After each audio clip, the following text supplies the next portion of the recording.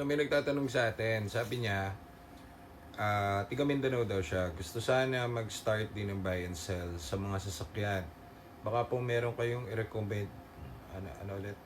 Recommend kayo sa katulad kong baguhan. Nasa Mindanao po pala ako, particularly in Pagadian City, Zamboanga del Sur. Shoutout sa mga taga Zamboanga del Sur.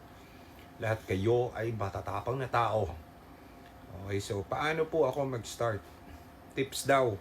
So, tips sa pagbabuy and sell. Hindi naman ako magaling dyan sa buy and sell, boss.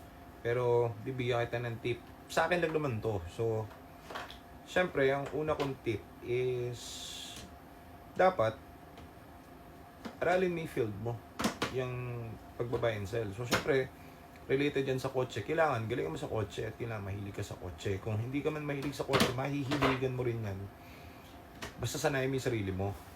Kumbaga, pag-aralan mo, lahat naman kasi ng lalaki parang kargay naman di ba? Basta may kahit anong kotse, kinikilig din. Parang ganoon. Ako naman, nag-start ako sa mga ganyan. So, pag-aralan mo yung mga ganyang senaryo, yung kung anong trip mo. Diyan sa Zamboanga, aralin mo. Kasi, kunwari, sa Zamboanga, ano ba mga trippings dyan? Ang mga malalakas dyan, alam ko sigurado yung mga manual na SUV, sigurado yun ang mga malalakas dyan. Pero, syempre, kung mag-i-start ka pa lang, ang best yan, kung ako tatanungin mo mag-agent ka muna.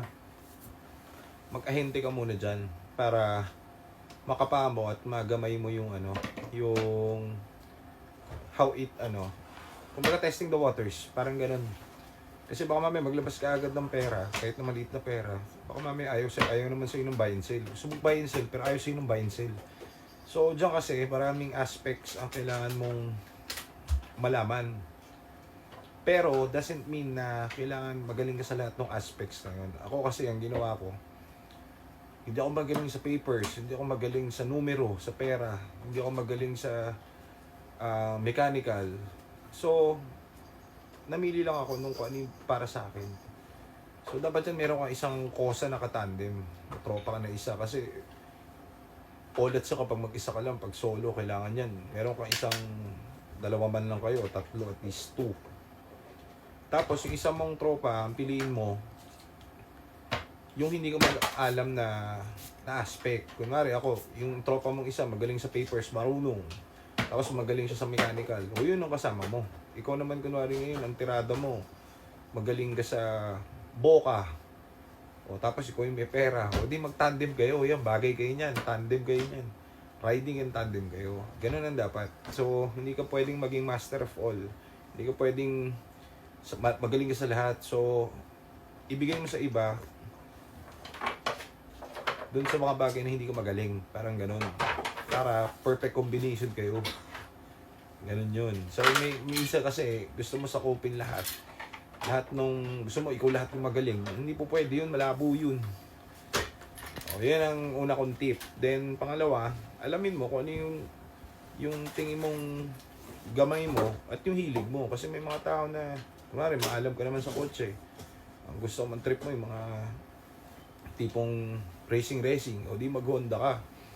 Pero syempre, dyan nga sa inyo, ang alam kong mabenta dyan is mga SUV, mga manual. So, yun ang mga pag-aralan mo dyan. Kasi syempre, ang ending mo dyan yung continuous flow ng negosyo. Di ba? Yung continuous flow ng negosyo. Saka, ang gawin mo, dahil nag-uumpisa ka pa lang, lahat ng transaction mo dapat, legit, walang monkey business. Para ang foundation mo, as a buy and sell, walang monkey business hanggang dulo.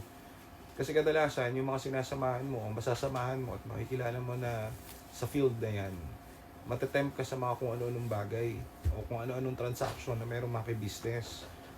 Kahit isa dyan, huwag ka pumayag at matuto kang humindi. Kasi kapag one time, diba, pumayag ka sa isang transaction na gano'n, na may maki-business, kahit anong maki-business, marami kasi yan Pag nakalusot ka sa isang yun, kita ka na nun. Habang buhay mo na dadalhin yun.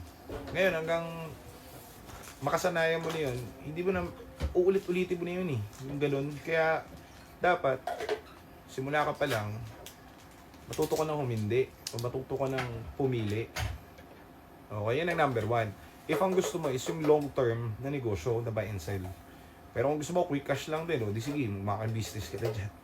So, ganun. Pero syempre, doon ka sa long term, yung tipo pang matagalan, di ba? Ganun syempre ang target mo lagi. Ayaw mo nung one day, tatampotin ka na lang, o meron kang naasar sa yung tao, natapakan mo, naloko mong tao, di wala ka na agad. Ekis ka na agad. O, ganun. Tapos, ano pa? Pangatlo, be ready malugi at madisgrasya. Pwede sa'yo malugi o madisgrasya. Hindi mo naman laging birthday. Sa 100 ibebenta mo o makukuha mo sa sakyan, balang araw, hindi lahat yan birthday mo. Hindi lahat yan swerte. Hindi lahat yan panalo. Meron dyan one time na makakakuha ka ng magkakaproblema ka kasi nasira sa'yo, inabutan sa'yo. O worst case, nakabili ka ng Japeke na papel o may problema ang kotse, huwag may isisi sa iba. Isisi mo lagi sa sarili mo para maging charge to experience at hindi mo isisi sa iba, sa kasama mo.